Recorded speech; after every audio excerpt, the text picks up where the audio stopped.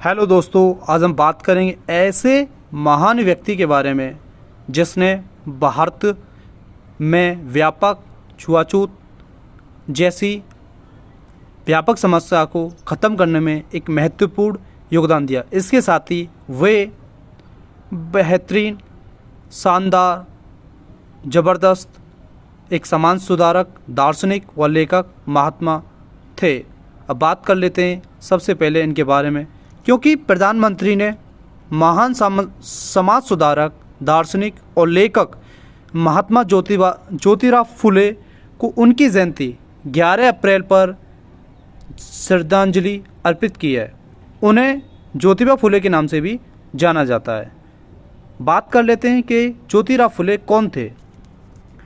सबसे पहले इनके जन्म के बारे में देखें। इनका जन्म 11 अप्रैल, अर्थात आप देख सकते हैं कि इनका जन्म बाबा साहब डॉक्टर भीमराव अंबेडकर से मात्र 3 दिन पहले हुआ, क्योंकि उनका जन्मदिन 14 अप्रैल को मनाया जाता है। इनका जन्म दिवस 11 अप्रैल को मनाया जाता है।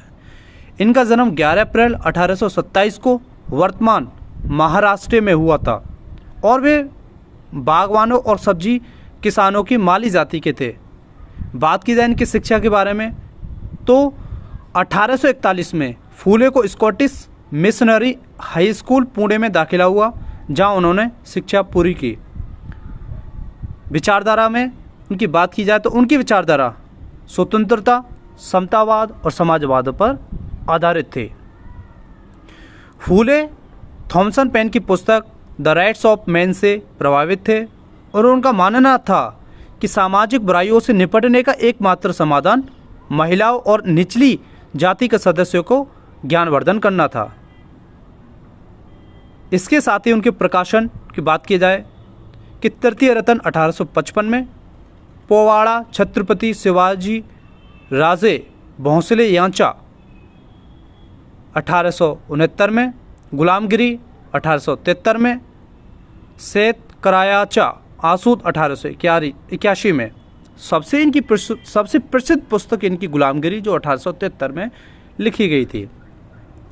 संबंधित संघ के बारे में बात करें तो फूले ने अपने अनुयायियों के साथ 1873 में सत्यशोधक समाज का गठन किया। किसका किया? सत्यशोधक समाज, जिसका अर्थ महाराष्ट्र में निचली जातियों के लिए समान सामाजिक और आर्थिक लाभ प्राप्त करने के लिए सत्य के साधक था।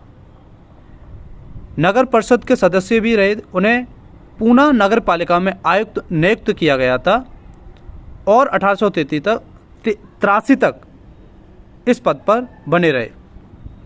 महात्मा की उपाधि किसने दी और कब दी? उन्हें 11 मई 1888 को एक महाराष्ट्रियन सामाजिक कार्यकर्ता विठ्ठलराव कृष्ण जी वंदेकर द्वारा महात्मा की उपाधि से सम्मानित किया गया था। अब देखते हैं उन्हें एक सामाजिक समाज सुधारक के रूप में। उन्होंने 1848 में अपनी पत्नी सावित्रीबाई फुले को पढ़ना और लिखना सिखाया, जिसके बाद इस जोड़े ने पुणे में लड़कियों के लिए पहला स्वदेशी स्कूल खोला, जहां वे दोनों पढ़ाती थी। महात्मा ज्योतिराव फुले और सावित्रीबाई फुले दोनों उस विद्यालय में पढ़ाते थे।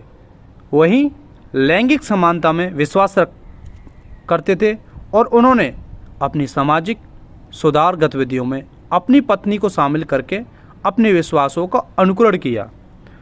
1852 तक फूले ने 3 स्कूल की स्थापना की, लेकिन 1857 के विद्रोह के बाद धन की कमी के कारण 1858 तक सभी बंद हो गए। उसके बाद क्या हो? ज्योतिबा ने विधवाओं की दयनीय स्थिति को महसूस किया और युवा विधवाओं को लिए एक आश्रम की स्थापना की और अंततः विधवा पुनर्विवाह के विचार के हिमायती बन गए। ज्योतिराव ने रूढ़िवादी ब्राह्मणों और अन्य उच्च जातियों पर हमला किया, उन्हें पाखंडी करार दिया।